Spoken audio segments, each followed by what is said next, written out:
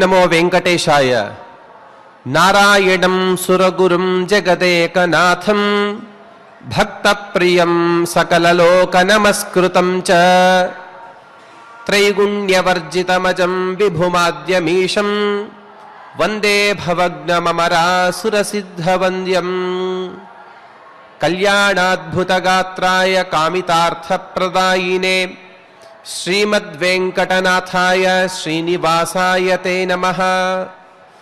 ఆపాదమౌలిపర్యంతం గురూణాం ఆకృతిం స్మరేత్ తేన విఘ్నాః ప్రణశ్యంతి సిద్ధ్యంతి చ మనోరథాః. శ్రీగురుభ్యో నమః. హరి ఓం. కలియుగ ప్రత్యక్ష దైవము శ్రీ వెంకటేశ్వర స్వామి వారి దివ్య అనుగ్రహ విశేషం చేత తిరుమల తిరుపతి దేవస్థానం వారు నిర్వహించే అనేక ధార్మిక వైదిక కార్యక్రమాలలో భాగంగా ప్రతిరోజు ఉదయం మనం హరివంశ పురాణాన్ని మరియు మాస వైశిష్ట్యాలలో భాగంగా స్కంద పురాణోక్తమైనటువంటి వైశాఖ మాస మాహాత్మ్యాన్ని యథాశక్తిగా తెలుసుకుంటూ ఉన్నాము. అందులో భాగంగా ఇవాళ వైశాఖ మాస మాహాత్మ్యంలో కీర్తిమద్విజయ వర్ణనం అనే ఒక వృత్తాంతాన్ని, అందులో భాగంగా నిష్కామ ధర్మాలని మనకు ఉపదేశిస్తూ ఉన్నారు. నారాయణం నమస్కృత్య నరం చైవ నరోత్తమం దేవీం సరస్వతీం వ్యాసం తతో జయముదీరయే. అనేక ధర్మాలని అంబరీషు చక్రవర్తికి నారద మహర్షి ఉపదేశించారు. ఆ అంబరీషు చక్రవర్తి అడుగుతున్నారు, నప్రఖ్యాత కథం లోకే శాశ్వతా శృతిచోదితాః ప్రఖ్యాత రాజసా ధర్మాః తామసా అపి భూరిషః. స్వామి, ఇంతదాకా మీరు ఎన్నో ధర్మాలను చెప్పారు. ధర్మాలలో కూడా సాత్విక రాజస తామస అనే ధర్మాలున్నాయి. ఐహికమైనటువంటి సుఖాలని కోరుతూ మనం ఏదైనా ధర్మాచరణ చేస్తే ఆ ధర్మాలని రాజస తామస ధర్మాలు అని అంటుంటారు. పారలౌకికమైనటువంటి శాశ్వతమైన ప్రయోజనాన్ని చేకూర్చేటువంటి ధర్మాలని ఆచరిస్తే ఆ ధర్మాలని సాత్విక ధర్మాలు అని అంటుంటారు. ఒక చోట చెప్తారు, తంత్రసార సంగ్రహం అనే గ్రంథంలో, సకామేభ్యో మిత గుణాః అకామయిస్తు కృతాక్రియాః తస్మాదకామయేవాలం భజేద్విష్ణుం సనాతనం. సకామ ధర్మల కన్నా అకామమైనటువంటి నిష్కామ ధర్మములకే ఎక్కువదైన ఫలితం ఉన్నది. మనం ఉదాహరణకి తెలుసుకోవాలి అంటే, మనం కిరాణా కొట్టుకు వెళ్తాం ఏదైనా సామాన్లు కొనుక్కోవాలని. అక్కడ మనం ఒక పదార్థాన్ని తీసుకునేటప్పుడు దీనికి ఉచితంగా ఒక పెన్ ఇస్తామని వాళ్ళు అంటారు.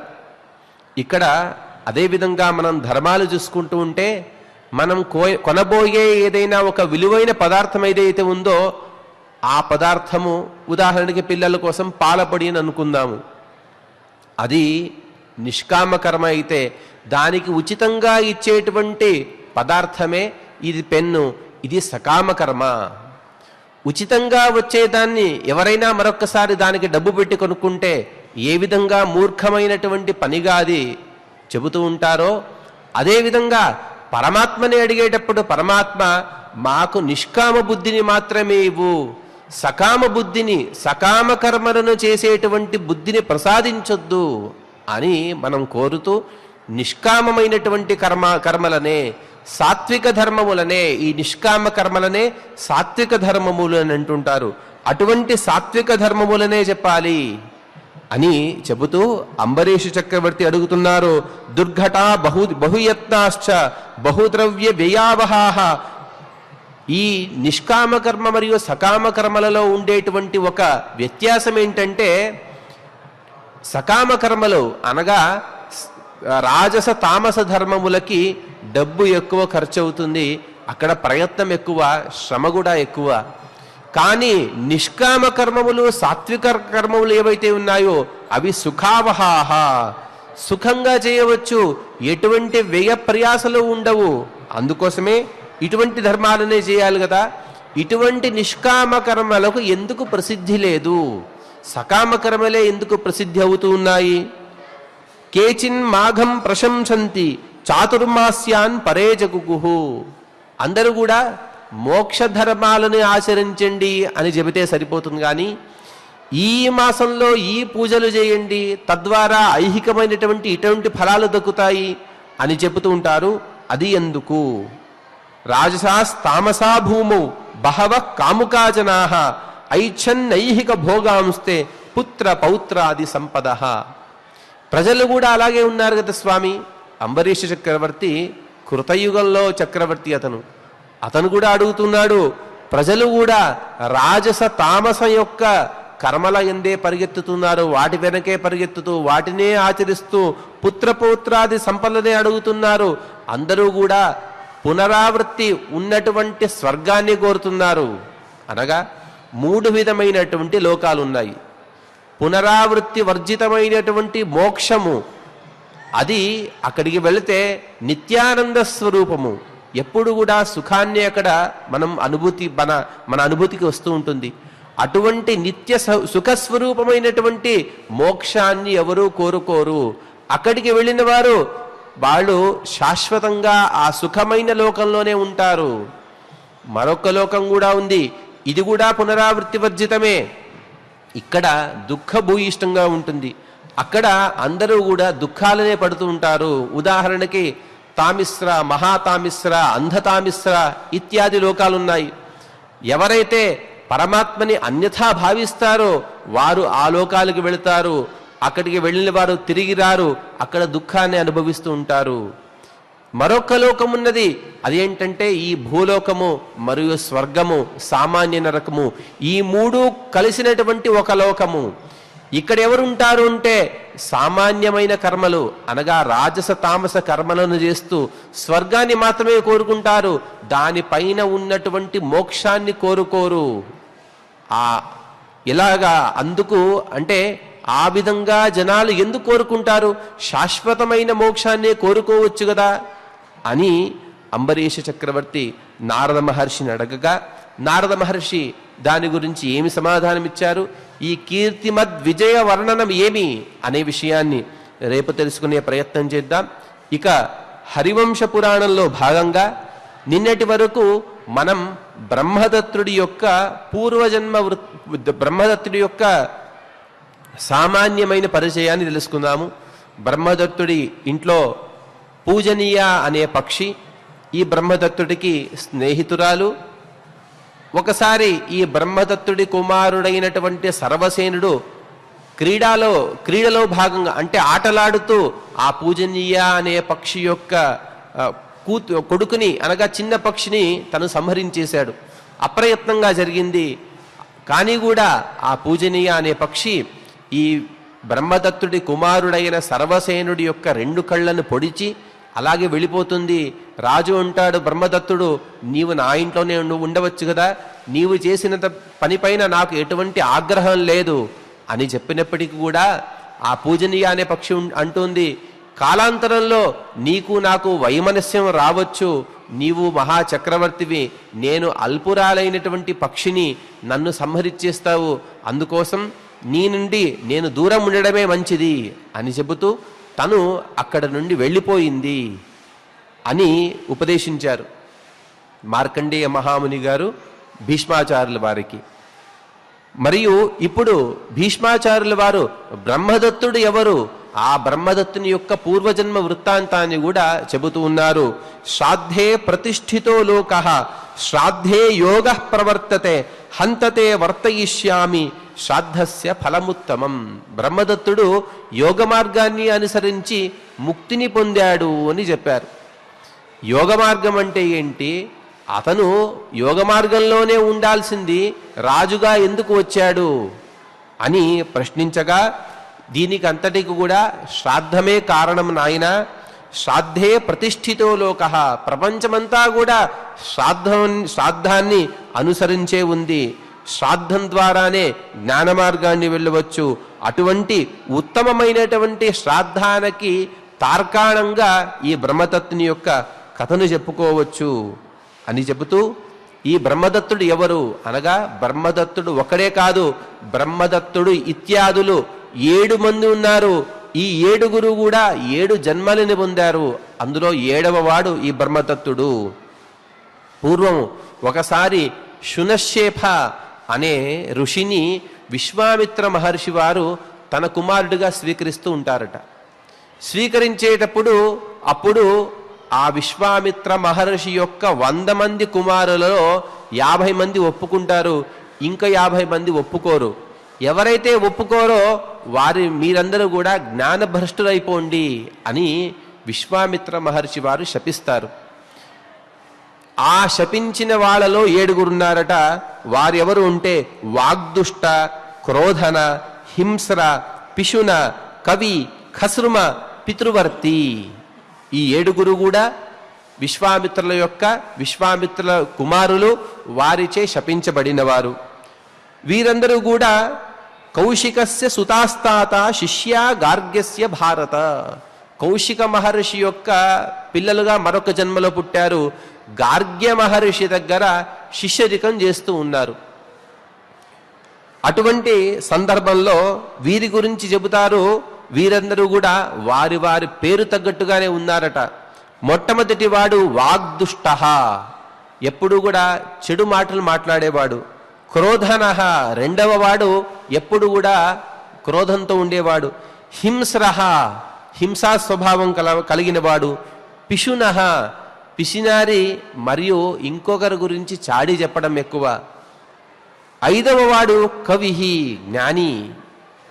6వ వాడు ఖస్రుమహ, ఆకాశాన్ని చూస్తూ తన ధర్మాల గురించి ఆలోచించేవాడు.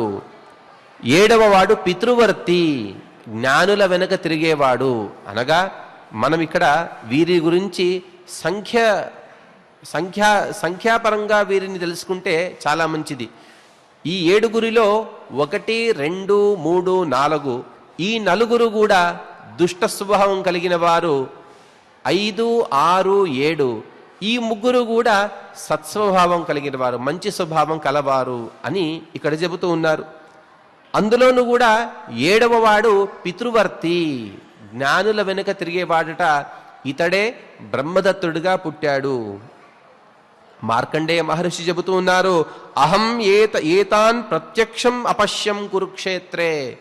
ఎప్పుడో జరిగిపోయిన కథ, కానీ ఆ సనత్కుమార మహర్షి యొక్క తపోబలం చేత నాకు దివ్యమైన చక్షుషు కలిగినది. తద్వారా భూత భవిష్యత్ వర్తమానాలని చూసేటువంటి సామర్థ్యం నాకు కలిగింది.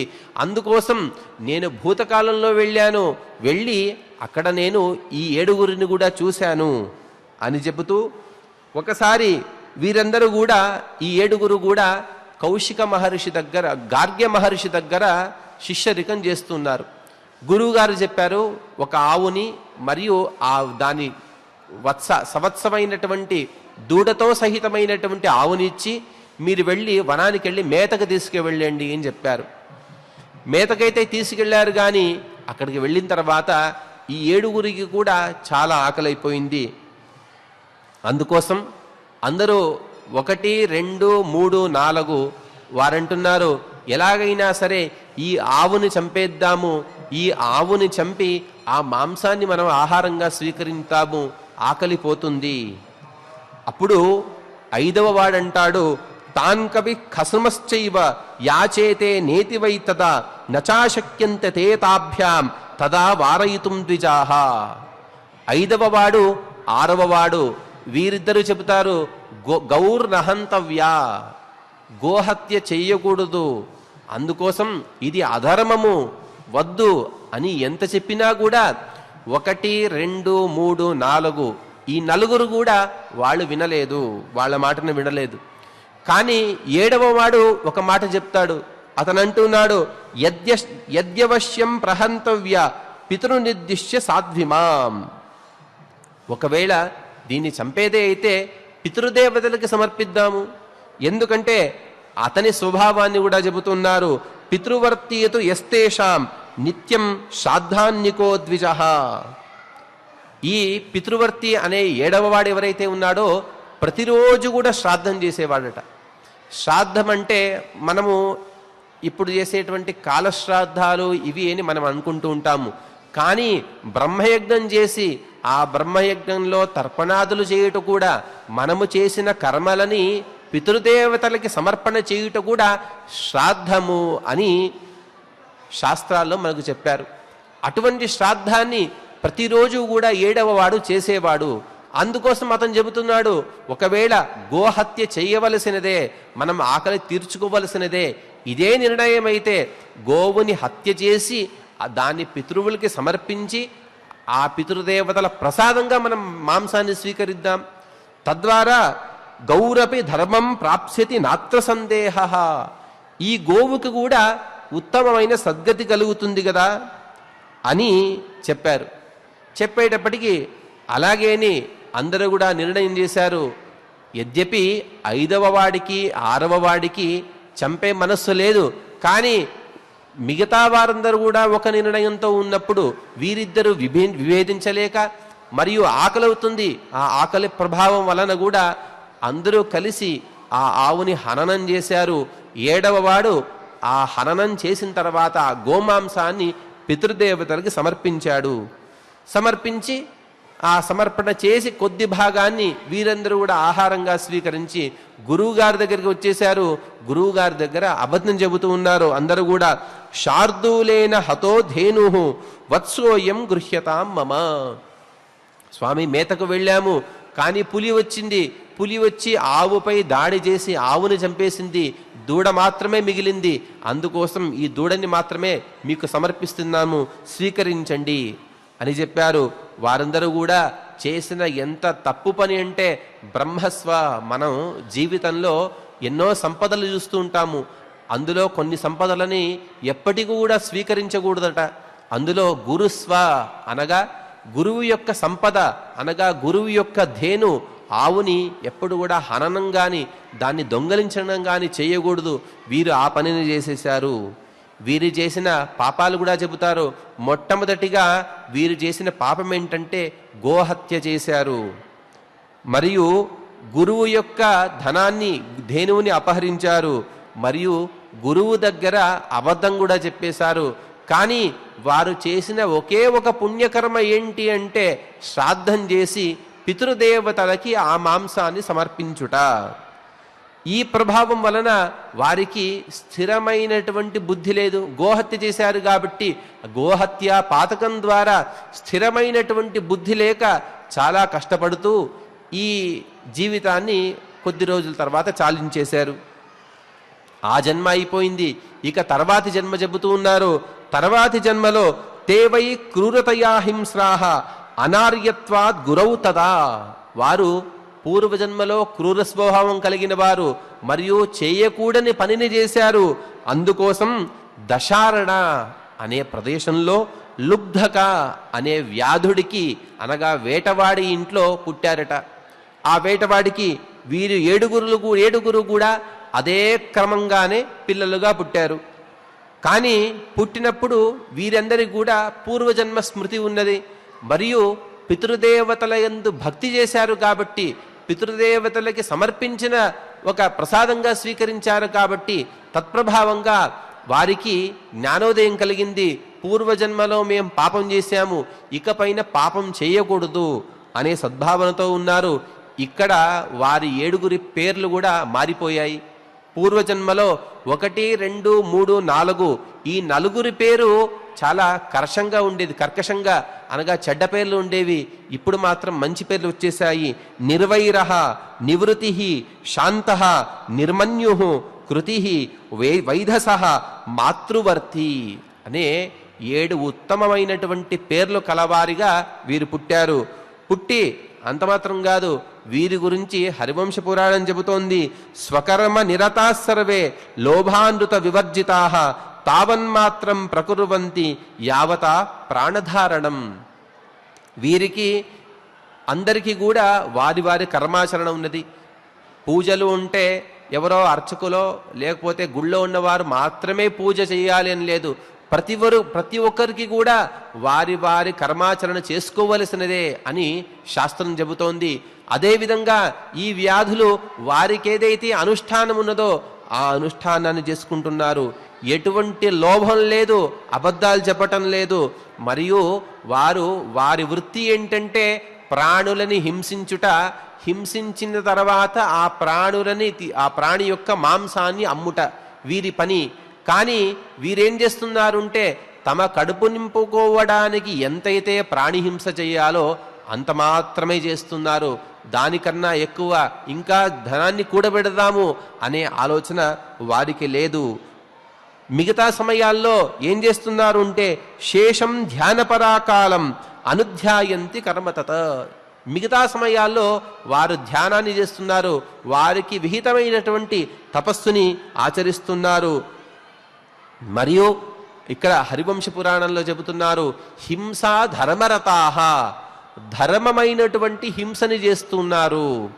అంటే హింస అనేదే తప్పు, అందులోనూ ధర్మమైన హింస అంటారేంటి అంటే అందుకు ఇక్కడ నీలకంఠాచార్యుల వారు వ్యాఖ్యానంలో చాలా అద్భుతంగా రాస్తారు. బాల గర్భిణీ మైథునాసక్త్యాది వర్జనం. హింసించేటప్పుడు ఆ ప్రాణి బాలక ప్రాణి చిన్నదైనైతే దాన్ని హింసించకూడదు, దాన్ని వదిలేసేవారు. గర్భిణీ ప్రాణి అయితే దాన్ని కూడా వదిలేసేవారు. మైథునంలో ఉండేటువంటి ప్రాణులను కూడా హింసించకూడదు. ఆ విధంగా ఇటువంటి ధర్మమైనటువంటి హింసావృత్తిలో వారు ఉన్నారు. తల్లిదండ్రులను విశేషంగా సేవిస్తున్నారు. తల్లిదండ్రులు కొద్ది కాలం తర్వాత మరణించారు. మరణించిన తర్వాత ఈ వృత్తినే అంటే ప్రాణులను హింసించే వృత్తినే వదిలేశారు. తదా ధనూంషి త్యక్త్వా వనే ప్రాణ నవాసృజన్. వారు వారి చేతి యందు ఎప్పుడు కూడా ధనుర్బాణాలు ఉండేవి. తల్లి తండ్రి చనిపోయిన తర్వాత ధనుర్బాణాలని వదిలేశారు, వనంలో వెళ్ళారు, అక్కడే తపస్సు చేసుకుంటూ అదే విధంగా వాళ్ళు దేహాన్ని త్యజించారు అని ఇంతవరకు చెప్పి తదనంతరం వారి జన్మ ఏమైంది అనే విషయాన్ని కూడా చెబుతున్నారు. ఇక్కడ చేసినటువంటి పుణ్య విశేషం చేత కాలంజర పర్వతం, ఇప్పటి మధ్యప్రదేశ్ ఆ ప్రాంతంలో కాలంజర అనే పర్వతం ఉన్నది. ఆ పర్వతంలో మృగాహ, జింకలుగా పుట్టారట. పుట్టి వారి పేరు ఏంటంటే ఉన్ముఖ, నిత్య విత్రస్త, స్తబ్ధకర్ణ, విలోచన, పండిత, ఘస్మర, నాదీ. ఈ విధంగా 7 పేర్ల గల జింకలుగా పుట్టారు. పుట్టి లఘ్వాహారాహ తపస్వినః, లఘువైనటువంటి ఆహారం, కొంతయే ఆహారం తీసుకోవడం, తపస్సు చేయడం, ఈ విధంగా వారు ఉన్నారు. మరియు అంత మాత్రం కాదు, మరుభూమో తపహ, ఎడారి ప్రాంతానికి వెళ్ళారు, అక్కడ తపస్సును చేశారు. అక్కడ తపస్సును చేసి వారు దేహాన్ని త్యాగం చేశారు. హరివంశ పురాణం చెబుతున్నది, తేషాం పదాని అద్యాపి దృశ్యంతే. నిర్జలంగా నీటిని కూడా స్వీకరించకుండా వీరు తపస్సు చేశారు కాబట్టి కాలంజర పర్వతానికి వెళితే వారు తిరిగిన ప్రాంతంలో వారి యొక్క పాదాల గుర్తు ఇప్పటికీ కనబడుతుంది అని చెబుతున్నారు. అటువంటి జన్మని అనగా 4వ జన్మని వారు చాలించేశారు. ఇక 5వ జన్మ, ఈ 5వ జన్మ శరద్వీపే. శర అంటే నీళ్లు, ఉత్తమమైనటువంటి శుద్ధమైన నీళ్లు కలిగినటువంటి ద్వీపంలో వాళ్ళు చకోర పక్షిగా పుట్టారు. చకోర పక్షి అంటే కేవలం వర్షం పడేటువంటి నీటిని మాత్రమే తాగేటువంటి ఒక పక్షి విశేషం. ఆ పక్షిగా పుట్టారు. కర్మణా తేన తే తాత శుభేనాశుభ వర్జితాః శుభాత్ శుభతరాం యోనిం చక్రవాకత్వమాగతాః. ఈ చకోర పక్షినే చక్రవాకము అని సంస్కృతంలో అంటారు. ఆ చక్రవాక పక్షిగా పుట్టారు. పూర్వజన్మలలో తతపూర్వజన్మలలో కూడా శుభమైన కర్మలను చేశారు కాబట్టే వీరికి ఉత్తమోత్తమమైనటువంటి జన్మలు కలుగుతూ ఉన్నాయి. ఈ కర్మలో కూడా ఈ జన్మలో కూడా వీరి పేర్లు ఏంటంటే నిస్పృహ, నిర్మమ, క్షాంత, నిర్ద్వంద్వ, నిష్పరిగ్రహ, నిర్వృతి, నిర్భృతశ్చైవ, శకున, నామనామత. ఈ 7 పేర్లు వీరికి క్రమంగా ఉన్నాయి. వీరందరూ కూడా త్యక్త్వా సహచరీ ధర్మం మునయో బ్రహ్మచారిణ. యద్యపి జింకలుగా పుట్టినప్పటికీ కూడా వివాహాదులు అనగా ఇంకొక స్త్రీ ప్రాణి యొక్క సంగాన్ని చేయుట కానీ అటువంటి అన్నిటినీ వదిలేసి బ్రహ్మచర్య ధర్మంతో ఉంటూ వాళ్ళు 7 కూడా తపస్సుని ఆచరిస్తున్నారు. నదీ తీరానికి వెళ్ళారు. నదీ తీరానికి వెళ్ళినప్పటికీ కూడా అక్కడ నీరు కూడా తాగకుండా నిర్జలంగా ఉంటూ వాళ్ళు ఆ తపస్సు చేసి ఆ దేహాన్ని కూడా త్యజించారు. ఇక 6వ జన్మ గురించి చెబుతున్నారు. హంస మానసచారిణ, మానస సరోవరంలో హంసపక్షిగా పుట్టారు. అక్కడ కూడా జాతిస్మర సుసంయుక్తా సప్తైవ బ్రహ్మచారిణ, వారి పూర్వ వృత్తాంతం వారికి గుర్తుంది. వారి పేర్లు ఏంటంటే సుమన, శుచివాక్, శుద్ధ, పంచమ, ఛిద్రదర్శన, సునేత్ర, స్వతంత్రశ్చ. ఈ 7 పేర్లు వీరికి ఉన్నాయి. వీరు చేసినటువంటి పూర్వజన్మలో చేసినటువంటి పితృప్రసాదం, పితృయజ్ఞం, పితృశ్రాద్ధం ద్వారా, ఆ పుణ్యఫలం ద్వారా పూర్వజాతి స్మరణ అనేది ఉన్నది. అంత మాత్రం కాదు, వీరికి చెబుతున్నారు పూర్వజన్మలో గార్గ్య మహర్షి దగ్గర, అనగా ఈ జన్మ నుండి 6వ జన్మ క్రితం గార్గ్య మహర్షి దగ్గర ఏ వేదాలనైతే చదివారో ఆ వేదాలు మొత్తం కూడా గుర్తు ఉన్నాయి. ఆ వేదాలని వల్లెవేస్తూ ఉన్నారు. తదా నీపానాం ఈశ్వరో రాజా విభ్రాజ పౌరవాన్వయ. మానస సరోవరంలో పక్షిగా పుట్టారు. పుట్టినప్పుడు వీరికి అక్కడ ఒక రాజు కనబడ్డాడు. ఆ రాజు ఎవరు ఉంటే పురువంశంలో పుట్టినటువంటి విభ్రాజ అనే రాజు. ఆ విభ్రాజ అనే పదానికి అర్థం ఏంటంటే బాగా ప్రకాశం కలిగిన వాడు, మంచి ఆభరణాలు కూడా వేసుకున్నాడు. స్వాభావికంగా కూడా అతని శరీరం బాగా వెలుగొందుతూ ఉన్నది. అటువంటి రాజు వచ్చాడు. అటువంటి రాజు వచ్చినప్పుడు ఈ 7 పక్షులలో 7వ వాడైనటువంటి వాడంటున్నాడు వాడంటున్నాడు యద్యదస్తి సుకృతం కించిత తపోవా నియమోపివా భవేయ మహమీదృశ. ఒకవేళ నేను చేసిన ఇన్ని జన్మల తపస్సు అనేది ఉంటే నేను కూడా ఈ రాజుగా కావాలి. ఈ రాజు ఎలా ఉన్నాడో, మంచి ప్రకాశవంతుడుగా ఉన్నాడో, నేను కూడా అటువంటి ప్రకాశం కలిగిన వాడుగా ఉండాలి అని అంటున్నాడు. ఈ రాజు గురించి కూడా చెబుతున్నారు. ఈ రాజు యొక్క తండ్రి పేరు కృత. నిన్న ఆ విషయాన్ని మనం తెలుసుకున్నాము. కృత మహారాజు 24 సంహితలని, సామ సంహితలని చదివినవాడు. అటువంటి రాజు. ఇతని కుమారుడే అణుహుడు. ఈ అణుహుని కుమారుడే విభ్రాజుడు. అందుకోసం స్వతంత్ర విహంగోసో స్పృహయామాస తం నృపం. 7వ వాడంటున్నాడు ఈ రాజులాగా వెలుగొందాలి అంటే అందుకు ప్రతిగా 5వ వాడు 6వ వాడు వారిద్దరు కూడా అంటున్నారు ఆవాంతే సచివౌ స్యావహ. మేమిద్దరు, నువ్వు చక్రవర్తిగా మారు, మేమిద్దరము కూడా నీకు మంత్రులుగా ఉంటాము అని కోరుకున్నప్పుడు ఈ 7గురులో 2వ వాడు వచ్చి శాపమిస్తున్నాడు. వాడి పేరు శుచివాక్. శాపమిస్తున్నాడు, కాంపిల్యే వ్యభిచార ప్రదర్శనాత్. మీరందరూ కూడా తపస్సు చేస్తున్నాము, తపస్సు చేసేటప్పుడు నివృత్తి మార్గాన్ని కోరుకోవాలి. నివృత్తి మార్గం అంటే భగవంతుని యందు భక్తి, ధర్మంలో శ్రద్ధ, ఇవి మాత్రమే కోరుకోవాలి. ఇటువంటి జన్మ కావాలి, ఇటువంటి వైభవం కావాలి అని కోరుకున్నారు. కాబట్టి తథాస్తు, మీరందరూ కూడా మరొక్కసారి మనిషిగానే పుట్టండి. ఎక్కడ అంటే కాంపిల్య దేశంలో మీరు పుట్టాలి. 7వ వాడు రాజుగా పుడతాడు, 5వ వాడు 6వ వాడు వారికి మంత్రిగా పుడతారు అని శాపమిస్తుందట. శాపమిచ్చినప్పుడు ఈ 5వ వాడు 6వ వాడు 7వ వాడు ఈ ముగ్గురు కలిసి 1, 2, 3, 4 ఈ 4గురిని శరణు కోరుతున్నారు. శరణు కోరిన తర్వాత అందుకు ఆ సుమన అనేవాడు చెబుతున్నాడు, సరే మీరు ముగ్గురు కూడా రాజధర్మాన్ని అనుసరిస్తూ ఉంటారు, కానీ ఎప్పుడైతే మేము ఒక శ్లోకాన్ని పంపిస్తామో ఒకరి ద్వారా, ఆ శ్లోకాన్ని మీరు వింటారో అప్పుడు మీకు పూర్వజన్మ స్మృతి అనేది కలుగుతుంది. తదనంతరం మీరందరూ కూడా మాతో పాటే వచ్చి మనమందరము కలిసి నివృత్తి మార్గంలో ఉంటూ జ్ఞానాన్ని పొంది తద్వారా మోక్షాన్ని పొందుదాము అనే వరాన్ని కూడా అక్కడ ఇవ్వడం జరిగింది. తదనంతర జన్మలోనే ఈ 7వ వాడు విభ్రాజ అనే ఒక రాజుగా పుట్టాడు. విభ్రాజ కుమారుడైనటువంటి అణుహుడు, ఆ అణుహుడికి కుమారుడుగా బ్రహ్మదత్తుడుగా పుట్టాడు. బ్రహ్మదత్తుడుగా ఈ అణుహుడు గురించి చెబుతున్నారు హరివంశ పురాణంలో. అణుహుడు కృత్వి అనే భార్యని వివాహం చేసుకున్నారు. ఈ కృత్వి ఎవరు అనగా వైభ్రాజ అనే పితృగణంలో వచ్చినటువంటి పీవరి అనే మానసీ కన్య యొక్క కుమార్తె అని చెబుతూ, ఈ అణుహుడు ఎటువంటి వాడు అంటే అణూన్ సూక్ష్మాన్ ధర్మాన్ హంతి. సూక్ష్మమైనటువంటి ధర్మాలను తెలుసుకున్నవాడు.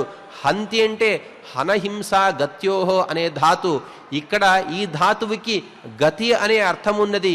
ఏ ఏ గత్యర్థాః తేతే జ్ఞానార్థాః.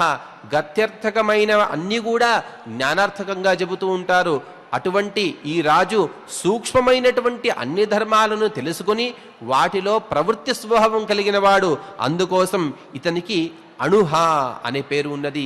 ఈ అణుహుని కుమారుడే బ్రహ్మదత్తుడు. ఈ బ్రహ్మదత్తుడే యోగ మార్గాన్ని అవలంబించి తను ముక్తిని పొందాడు. ఎలాగా అంటే ఈ అణుహుడు, ఈ బ్రహ్మదత్తుడు ఎలా ఉన్నాడు అంటే స్వతంత్రస్తు అణుహాత్ జజ్ఞే బ్రహ్మదత్తో మహాయశాః జ్ఞానధ్యాన తపఃపూతః వేద వేదాంగపారగః. కాంపిల్యమనే రాజ్యము, ఆ రాజ్యం యొక్క రాజు అణుహుడు. ఆ అణుహుని కుమారుడే బ్రహ్మదత్తుడు. వేద వేదాంగాలను చదువుకున్నాడు. ఉత్తమమైనటువంటి జ్ఞానం కలిగిన వాడు. ఉత్తమమైన తపస్సును చేస్తున్నాడు. ఋతజ్ఞ సర్వభూతానాం, అన్ని ప్రాణుల యొక్క భాషను తెలుసుకున్నవాడు. ఇక ఐదవ వాడు ఏం చేశాడు అంటే పాంచాలు బఫ్రుచస్తు ఆసీత్ ఆచార్యత్వం చకారః. ఐదవ వాడు ఋగ్వేదాన్ని చదువుకున్నటువంటి పాంచాల అనే పేరుతో పుట్టాడు. ఆరవ వాడు ద్వివేద కండరీకస్తు ఛందోగో ధ్వర్యురేవచ. ఆరవ వాడు 2 వేదాలను చదివాడు. సామవేదాన్ని మరియు యజుర్వేదాన్ని 2 చదివి అతని పేరు కండరీకుడు. ఈ జన్మలో మనం చూసుకునేట్టుగా అయితే 7వ వాడు బ్రహ్మదత్తుడుగా అనుగా రాజుగా పుట్టాడు. 5వ వాడు 6వ వాడు పాంచాల మరియు కండరీక అనే పేరుతో పుట్టి ఆ బ్రహ్మదత్తుడికి మంత్రులుగా పుట్టారు అని చెబుతూ, ఇక ఎవరైతే బ్రహ్మదత్తుడుగా పుట్టాడో ఆ బ్రహ్మదత్తుని భార్య పేరు సన్నతి అని పేరు. ఈ సన్నతి గురించి కూడా ఈ హరివంశ పురాణంలో ఈ విధంగా చెబుతున్నారు. సన్నతి తను ఉత్తమమైనటువంటి స్వభావం కలిగినది. దేవల అనే మహర్షి యొక్క కుమార్తె. ఈమెకి సన్నతి అనే పేరు ఎందుకు పెట్టారంటే ఎప్పుడూ కూడా పెద్దవాళ్ళు కనబడితే నమస్కారం చేసే స్వభావం కలిగినది కాబట్టి సన్నతి అనే పేరుని పెట్టారు. మంచి వినయ స్వభావం కలిగినది అని చెబుతూ తేజాత శ్రోత్రియకులే సుదరిద్రే సహోదరాహ. ఇక 1, 2, 3, 4 వీరు నలుగురు కూడా ఈ కాంపిల్య రాజ్యంలోనే దరిద్రులైనటువంటి బ్రాహ్మణుల ఇంట పుట్టారు. పుట్టి వారి పేరు ఏంటంటే ధృతిమాన్, సుమనాహ, విద్వాన్, తత్వదర్శి. వీరు కూడా వేదాంగాలని చదువుకున్నారు. వీరికి మాత్రం పూర్వజాతి స్మరణ అనేది ఉన్నది. 5, 6, 7 బ్రహ్మదత్తుడు, పాంచాలుడు, కండరీకుడు ఈ ముగ్గురికి మాత్రం పూర్వజన్మ స్మృతి లేదు. కానీ మొదటి 4 మాత్రం పూర్వజన్మ స్మృతి అనేది ఉన్నది. అందుకోసం వారు ఎప్పుడూ కూడా నివృత్తి కర్మలను చేస్తున్నారు. ప్రవృత్తి కర్మల యందు ఎటువంటి ఆసక్తి లేకుండా ఉన్నారు. వారు కొంతకాలం తర్వాత ఒక యుక్తులైనటువంటి వయస్సు వచ్చిన తర్వాత బ్రహ్మచారులుగానే ఉంటూ తమ తల్లిదండ్రులు చెబుతున్నారు, ఇక మేము తపస్సు కోసం వనానికి వెళ్ళిపోతాము అని. ఆ తండ్రి అంటాడు, శుశ్రూషాం అప్రయుజ్యైవ కథం వై గంతుమర్హత. నాయనా, ఇంకా పిల్లలైనటువంటి మీరున్నారు, మీరు మమ్మల్ని పోషిస్తారు అని మేము మిమ్మల్ని కంటే మీరే ముందు తపస్సుకి వెళ్ళిపోతే మమ్మల్ని ఎవరు పోషిస్తారు అని తండ్రి అడిగాడుట. అందుకోసం ఈ 4 కూడా ఒక శ్లోకాన్ని ఇస్తారు. నీకేం కావాలి? ధనం కావాలి కదా, ఒక శ్లోకాన్ని ఇస్తాము. ఈ శ్లోకాన్ని తీసుకువెళ్ళి నీవు ఈ రాజ్యంలో ఉండేటువంటి బ్రహ్మదత్తుడు, వారి మంత్రులైనటువంటి కండరీక, పాంచాల ఈ 3 మాత్రమే ఉన్నప్పుడు వారికి వినబడేట్టుగా ఈ శ్లోకాన్ని అందించు, వారు మీకు కావలసినటువంటి సంపదలు ఇస్తారు అని చెప్పి ఆ 4 కూడా వనానికి తపస్సు కోసం వెళ్ళిపోయారు. ఇటువైపు బ్రహ్మదత్తుడు ఒకసారి వనానికి వచ్చాడు. అతను ఋతజ్ఞ సర్వభూతానాం, అన్ని ప్రాణుల యొక్క భాష తెలుసు. 2 చీమలు కొట్లాడుతున్నాయట. 2 చీమలు కొట్లాడుతూ అవి మాట్లాడుతున్నాయట. ఒక చీమ స్త్రీ చీమ, ఇంకొకటి పురుష చీమ. ఆ స్త్రీ చీమ బెట్టు చేస్తోంది, పురుష చీమ రతి కోసం, క్రీడ కోసం అడుగుతుంది. కానీ స్త్రీ చీమ ఒప్పుకోవట్లేదు. అవి రెండు కొట్లాడుతున్నాయి. రాజు కాస్త గట్టిగా నవ్వాడు. ఆడవాళ్ల ముందు అప్రయత్నంగా అలాగే ఊరుకురుకునే నవ్వేస్తే అది చాలా ప్రమాదకరం. అలా నవ్వేటప్పటికీ ఈ రాజు యొక్క భార్య అయినటువంటి సన్నతికి చాలా కోపం వచ్చింది. కోపం రావడం మాత్రం కాదు, ఆమె అడుగుతుంది, ఎందుకు నవ్వావు అంటే ఆ రాజు చెప్పాడు, నాకు అన్ని ప్రాణుల భాష తెలుసు కాబట్టి ఈ విధంగా వాళ్ళిద్దరూ ఆ రెండు చీమలు కొట్లాడే విషయాన్ని తెలుసుకుని నాకు నవ్వు వచ్చింది కాబట్టి నవ్వాను. ఆమె ఒప్పుకోలేదు. నీకు అన్ని ప్రాణుల యొక్క భాష తెలుసు అనడానికి ప్రమాణం ఏదైనా ఉన్నదా అని ఆమె బెట్టు చేసి నిరాహారంగా ఉంటుంది. నిరాహార బహుతితం బభూవ వరవర్ణిని. నిరాహారంగా ఉంటూ తను ఇతని మాట వినకుండా ఒక విధమైనటువంటి కోపాన్ని ప్రదర్శిస్తూ ఉన్నది. అందుకోసం ఇక రాజుకి వేరే మార్గం తోచట్లేదు. తన భార్య ఎటువంటి ఆహారం తీసుకోవట్లేదు, తన మాట వినట్లేదు. అందుకోసం ఆ రాజు తపస్సును చేద్దాము, తద్వారా పరమాత్మ ప్రసన్నుడైతే ఈ దుఃఖం తొలగిపోతుంది అని శరణ్యం సర్వభూతేశం భక్త్యా నారాయణం హరిం సమాహితో నిరాహార షడ్రాత్రేణ మహాయశ. 6 రోజుల వరకు తను తపస్సును చేశాడు. ఆ పరమాత్మను గురించి, శ్రీహరిని గురించి తపస్సు చేశాడు. పరమాత్మ ప్రత్యక్షుడయ్యాడు. ప్రత్యక్షుడై వరాన్ని ఇస్తున్నాడు. బ్రహ్మదత్త ప్రభాతే త్వం కళ్యాణం సమవాప్సిసి. నాయన, రేపు ఉదయం కానీ నీకు అన్ని మంచే జరుగుతాయి. ఇతను తన తపస్సు ఎందుకు చేసింది అని పరమాత్మకు చెప్పలేదు. పరమాత్మ నీకేం వరం కావాలో అని కూడా పరమాత్మ కోరలేదు. కానీ పరమాత్మ ప్రత్యక్షమవుతూనే ఒకే ఒక వరాన్ని ఇచ్చి తను అంతర్ధానమైపోయాడు. రాజుకి ఒకవైపు చింత, నేను తపస్సుని దేనికోసం చేశానో ఆ ఫలం దక్కలేదు కదా, ఇక నా భార్య నాతో ఇలా ఉంటుందో అని చింతాక్రాంతుడయ్యాడు. అక్కడే ఉన్నటువంటి సరస్సులో, సరోవరంలో స్నానం చేసుకుని తన మంత్రులైనటువంటి పాంచాలుడు మరియు కండరీకుడు ఈ ముగ్గురితో సహా రథం ఎక్కుతూ ఉన్నాడు. సరిగ్గా అదే సమయంలోనే వారి ప్రాంతంలో ఉండేటువంటి పూర్వజన్మల 1, 2, 3, 4 వీరి తల్లిదండ్రులు అక్కడికి రావడంతోనే రాజా, మీకొక శ్లోకాన్ని ఇస్తున్నాము, ఈ శ్లోకాన్ని చదవండి అని వారు కొన్ని శ్లోకాలు చెబుతున్నారు. సప్తవ్యాధ దశారణేషు, మీరందరూ కూడా 7 జన్మల పూర్వం విశ్వామిత్రుల యొక్క కుమారులు.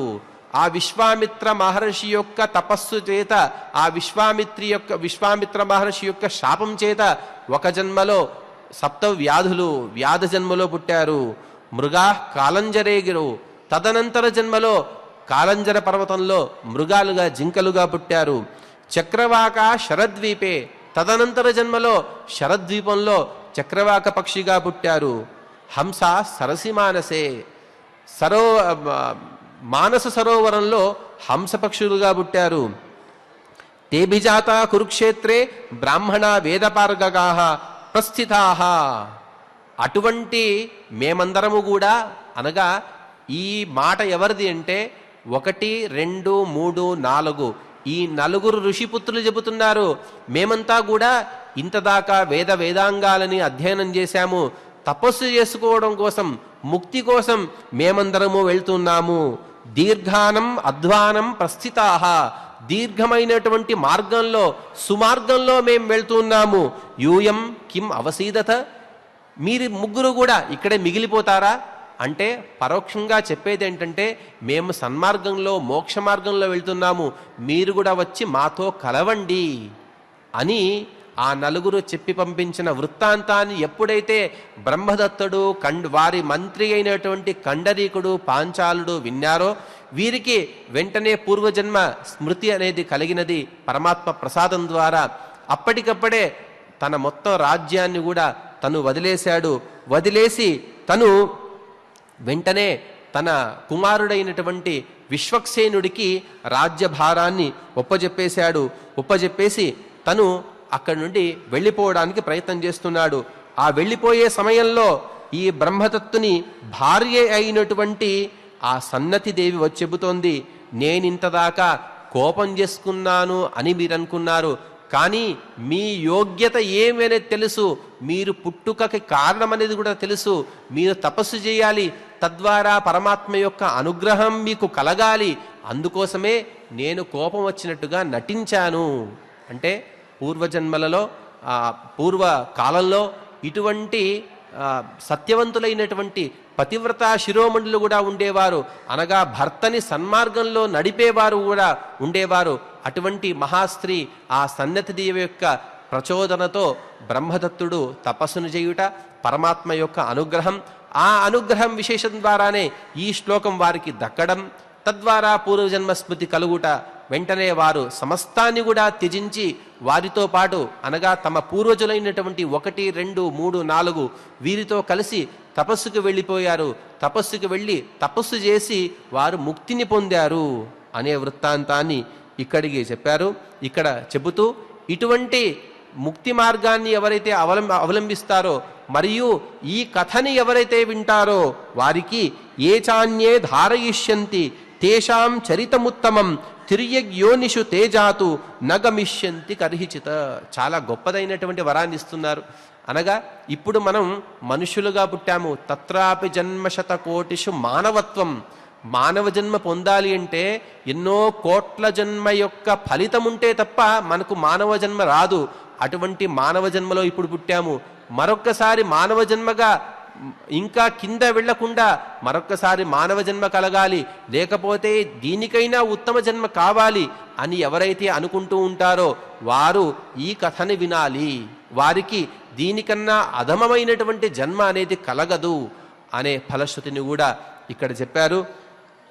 ఇక రేపటి నుండి మనం చంద్రుడి యొక్క ఉత్పత్తిని, ఆ చంద్రుడి యొక్క చంద్రుడికి పరమాత్మ ఎటువంటి రాజ్యాలను ఇచ్చాడు, వేటికి ఏ ఏ పదార్థాలకి చంద్రుడు అధిపతి అనే విషయాన్ని రేపు తెలుసుకుందాము. తద్వారా ఎవరైనా రాజ్యాకాంక్షతో ఉండేవారికి రాజ్యము దక్కుతుంది అనే ఫలాన్ని చెప్పారు. ఇప్పుడు మనం హరివంశ పురాణంలోని భవిష్య పర్వంలో చెప్పేటటువంటి మోక్ష వింశక స్తోత్రం యొక్క చివరి 10 శ్లోకాలని పారాయణ చేసుకుందాం. అది కూడా హరివంశ ప్రార్థనాపూర్వకంగా పారాయణ ఇప్పుడు ప్రారంభం చేసుకుందాం. శ్రీ హరివంశ ప్రార్థన. హరివంశ హరివంశో హరత్యేనః జన్మ జన్మసు సంచితం అపుత్రం పుత్రిణం కుర్యాత్ వంశం ఉన్నామయేత్ సదా. అథ శ్రీ హరివంశ పురాణే భవిష్య పర్వణి మోక్ష వింశక స్తోత్రం శ్రీ గరుడ ఉవాచ సందేశమేతం భగవాన్ దత్తవాన్ కశ్యపాత్మజః దానవేంద్ర మహాబాహో విష్ణుః త్రైలోక్య భావనః శ్రీ వైశంపాయన ఉవాచ ఇమం స్తవం అనంతస్య సర్వ పాప ప్రమోచనం యప్పఠేత్ నరో భక్త్యా తస్య నశ్యతి కిల్బిషం గోహత్యాయాః ప్రముచ్యేత బ్రహ్మజ్ఞో బ్రహ్మహత్యయా అపుత్రో లభతే పుత్రం కన్యా చైవ ఈప్సితం పతిం సద్యో గర్భాత్ ప్రముచ్యేత గర్భిణీ జనయేత్ సుతం ఏ చ మోక్షైషిణో లోకే యోగినః సాంఖ్యకాపిలాః స్తవేనానేన గచ్చంతి శ్వేతద్వీపం అకల్మషాః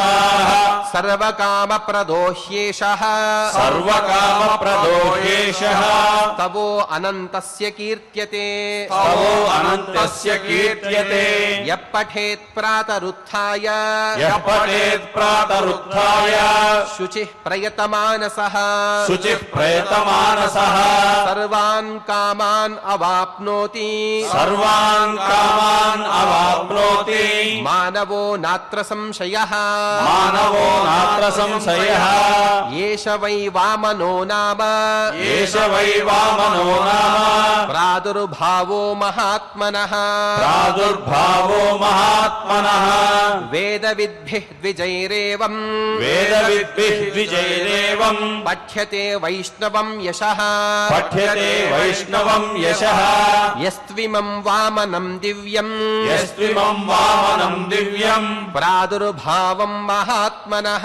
ప్రాదుర్భావం మహాత్మనః శృణుయాన్నియతో భక్త్యా శృణుయాన్యతో భక్త్యా సదా పర్వసు పర్వసు సదా పర్వసు పర్వసు పరాన్ విజయతే రాజా పరాన్ విజయతే రాజా యథా విష్ణుః మహాబలః యథా విష్ణుః మహాబలః యశో విమలమాప్నోతి యశో విమలమాప్నోతి విపులం చాప్నుతే వసు విపులం చాప్నుతే వసు ప్రియో భవతి భూతానాం ప్రియో భవతి భూతానాం సర్వేషాం వామనో యథా సర్వేషాం వామనో యథా పుత్రపౌత్రాశ్చ వర్ధన్తే పుత్రపౌత్రాశ్చ వర్ధన్తే ఆరోగ్యం గుణసంపదః ఆరోగ్యం గుణసంపదః ప్రియతే పఠతశ్చాస్య ప్రియతే పఠతశ్చాస్య దేవదేవో జనార్దనః దేవదేవో జనార్దనః సర్వకామయుతశ్చైవ సర్వకామయుతశ్చైవ కృష్ణద్వైపాయనో బ్రవీత్ కృష్ణద్వైపాయనో బ్రవీత్ ఇది శ్రీహరివంశపురాణే ఇది శ్రీహరివంశపురాణే భవిష్యపర్వణి భవిష్యపర్వణి మోక్షవింశకస్తోత్రం సంపూర్ణం మోక్షవింశక స్తోత్రం సంపూర్ణం. ఈ మోక్షవింశక స్తోత్రం యొక్క ప్రధాన ప్రతిపాద్యమైనటువంటి భగవద్రూపము వామన రూపము. అజినదండ కమండలు మేఖల రుచిర పావన వామన మూర్తయే మిత జగత్ృతయాయ జితారయే నిగమవాక్ పటవే వటవే నమః. వటురూపి అయినటువంటి ఆ పరమాత్మ అజినాన్ని, దండాన్ని, ఖమండలు మరియు ఛత్రాన్ని ధరించి ఆ పరమాత్మ భక్తులని అనుగ్రహిస్తున్నాడు. ఇటువంటి పరమాత్మ చెప్పినటువంటి ఈ స్తోత్రాన్ని, ఈ పరమాత్మని ప్రతిపాదన చేసేటువంటి ఈ స్తోత్రాన్ని ఎవరైతే స్తోత్రం చేస్తారో వారు గోహత్యాయాః ప్రముచ్యేత. గోహత్య చేసిన వారికి ఆ గోహత్య పాతకం రాదు. ఉదాహరణకి మనకు గోవు ఎదురుగా వస్తుందంటే ఆ గోవుకి నమస్కరించి ఆ గోవుని కుడివైపు చేసుకుని వెళ్ళాలి. అలా వెళ్ళకపోతే వారికి కూడా గోహత్య వస్తుంది అని మనకు ధర్మశాస్త్రంలో చెబుతారు. అంటే గోవు వచ్చినప్పుడు సత్కరించాలి. సత్కరించని వారు కూడా గోహత్య పాతకానికి పాత్రులవుతారు. అటువంటి తెలిసి తెలియక మనం గోహత్య సమానమైన ఏదైనా పాపాన్ని చేసినా ఇటువంటి స్తోత్ర రాజాల యొక్క పారాయణ చేస్తే ఆ పాపాలు తొలగిపోతాయి. ఎవరైతే గర్భిణీ స్త్రీలు ఉంటారో వారు ఈ పారాయణ చేస్తే ఏ విధంగా సంసారం నుండి పరమాత్మ మోక్షాన్ని ప్రసాదిస్తాడో వారికి కూడా అదే విధంగా సుఖప్రసవం కలుగుతుంది. అంత మాత్రం కాదు, ఏచ మోక్షైషిణోలోకి యోగిన సాంఖ్య కాపిలాహ, జ్ఞాన మార్గంలో వెళ్ళేటువంటి జ్ఞానులు కూడా ఈ స్తోత్రాన్ని పారాయణ చేయాలి, తద్వారా మోక్షాన్ని పొందుతారు అని చెబుతూ, అనగా ఎప్పుడైతే బలిచక్రవర్తిని పరమాత్మ పాతాళానికి పంపాడో బద్ధుడైనటువంటి బలిచక్రవర్తి తను దుఃఖపడే సమయంలో నారద మహర్షి చెప్పినటువంటి ఈ స్తోత్రాన్ని పారాయణ చేస్తూ అందరూ కూడా వారి వారి అభీష్టాలని పొందవచ్చు అని ఈ స్తోత్రం యొక్క ఫలాన్ని ఇక్కడ చెప్పారు. ఇటువంటి స్తోత్రాల యొక్క పారాయణ భాగ్యాన్ని, హరివంశ పురాణం యొక్క కథన మరియు శ్రవణ భాగ్యాన్ని కల్పించినటువంటి ఆ వెంకటేశ్వర స్వామి వారి దివ్య చరణారవిందాల యందు ఈ పారాయణ ఫలాన్ని సమర్పిస్తూ క్షమాప్రార్థనాదులను సమిష్టిగా పలికి ఈ పుణ్యఫలాన్ని వారికి సమర్పిద్దాం. అథ క్షమా ప్రార్థన యదక్షర పదభ్రష్టం మాత్రాహీనం చ యద్భవేత్ తత్సర్వం క్షమ్యతాం దేవ నారాయణ నమోస్తుతే. అథ భగవత్ సమర్పణం కాయేన వాచా మనసేంద్రియైర్వా బుద్ధ్యాత్మనా వా ప్రకృతే స్వభావాత్ కరోమి యద్యత్ సకలం పరస్మై నారాయణాయేతి సమర్పయామి. అథ మంగళం శ్రియకాంతాయ కళ్యాణ నిధయే నిధయేర్ధినాం శ్రీవేంకట నివాసాయ శ్రీనివాసాయ మంగళం.